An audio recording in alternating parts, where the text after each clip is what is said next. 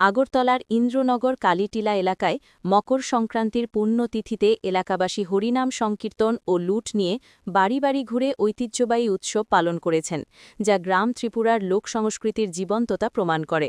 এই প্রথা বহু প্রাচীনকাল থেকে গ্রাম বাংলা ও ত্রিপুরার বিভিন্ন অঞ্চলে প্রচলিত।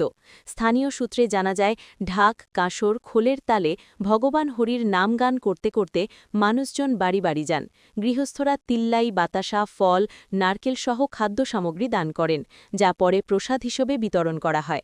শিশু থেকে প্রবীণ সবাই স্বতঃস্ফূর্তভাবে অংশ নেন। এই হরিলুট শুধু ধর্মীয় আচার নয়, বরং সামাজিক সম্প্রীতি ও ভ্রাতৃত্ববোধের প্রতীক।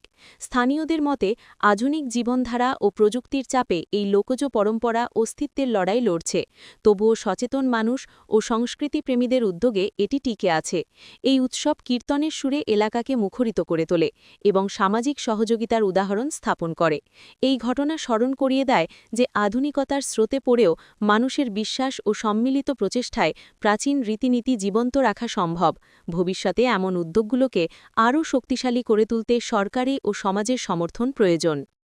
পুষ্পাবন উপলক্ষে আমরা প্রতি বছরই আমার শ্বশুর শাশুড়ি দিচ্ছে, পিঠাপুলি করছে, পায়েস মিষ্টান্ন করছে, যার পরে লুট দিচ্ছে, সবাই মিল্লা আনন্দ কীর্তন করছি, হরিনাম সংকীর্তন করছি। প্রত্যেকবারই কহ? প্রত্যেক বছরই এটা করছি। এটা কি তুমি তোমার মানে পূর্বপুরুষ পূর্বপুরুষ থেকে এটা চলে এসেছে। হ্যাঁ। কিরকম লুক হয়? লুক আর প্রচুর লুক হয়। লুট টুট হয় নাকি? কি নাম তোমার?